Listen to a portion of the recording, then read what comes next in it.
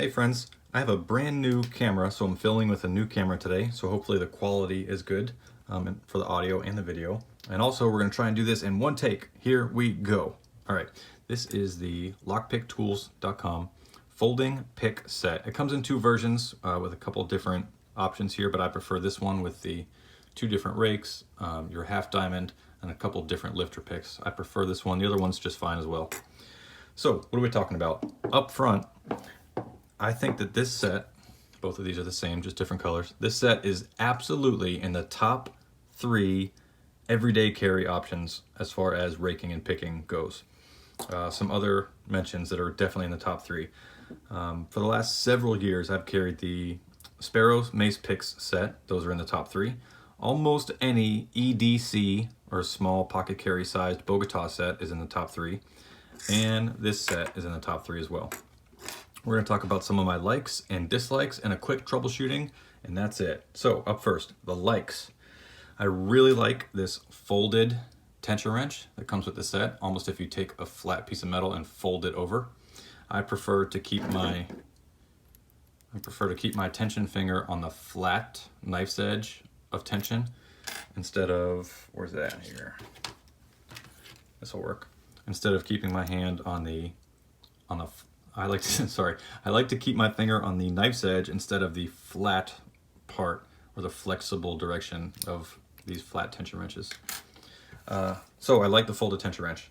Next, I like that I have a number of options here, so I can pick from a couple different rakes, and I can switch over to single pin picking if I like, almost immediately in the field.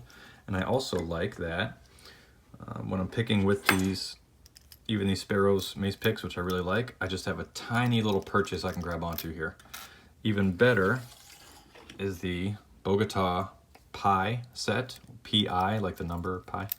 This is better with a larger handle, but still, look at the size that we have here. For a very small everyday carry set, you have a much larger handle because of the folding out option. Dislikes. Doesn't fit into my wallet because of the thickness and the bulk. It's great to put in a pocket. It is not great to put inside of a wallet. And there is a little keyhole here that you could probably put this on a keychain, but it's just personal preference for me. I don't like to keep entry tools on my keychains. So not necessarily a dislike, just something that I don't format into my carry method. Next, the hump on this tension wrench here, so you'll see this little kind of recurve on the back. For some locks, not a problem at all. It doesn't really get in the way of your picking if we go real close here and we see the keyway. But for other locks with a slightly larger keyway, if you want more room for your picks, that bend, see how it covers a large majority of your entrance of your keyway, as opposed to a different, just a straight 90-degree bend without that hump. This one keeps a lot of that keyway opened and it doesn't bend over the front of your keyway. Sometimes it's an issue, sometimes it's not, so not a huge deal. It's so much better to have one of these tools than to have nothing. And again, this is in the top 3. This is not like a backup to the backup. This is in the top 3. So that's it for the dislikes. Let's do a really quick troubleshooting. So for some people that are not familiar with this product, they struggle to get this tension wrench out, or they go, there's no tension wrench and it doesn't open. So just grab your tension wrench here, pull outwards and then up towards this hump, and that will take it out of its locked position. And to put it back in, you take the flat or the long part of your tension wrench, and it goes into its little cubby here, and then we push down and in, and there it's seated into its home. The next piece of troubleshooting that a lot of people that are unfamiliar with this product have, this swing arm is only supposed to open a little bit just to loosen the internals. Then you find the pick that you want, you extend it, and you shut this again.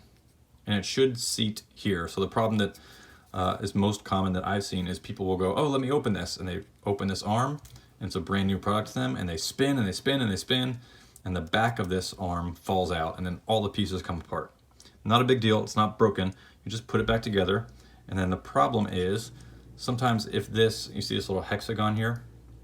That's actually a hexagon. I'll try and focus here. Sometimes this will be offset 1/6 of a turn in the wrong direction. So when you fully squeeze this arm, it'll get stuck in a weird position. The way you fix that is, and I'll show you real quick, you loosen this, and as you loosen this swing arm, you can get that hexagon to push out a little bit. See how it's kind of coming out of the side of the case here? You push it out, you rotate the hexagon one turn, and then you tighten it back again, and hopefully that fixes the position if your swing arm is off.